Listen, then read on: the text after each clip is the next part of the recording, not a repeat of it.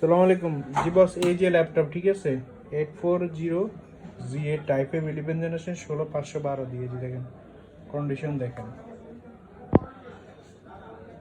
একদম fresh condition. ঠিক আছে, এটা আমি আপনাকে সিস্টেম দেখাই দিই। দেখছেন i5 11 জেনারেশন 840 Z8 মডেলের ল্যাপটপ, যেটা আপনি চাইছেন।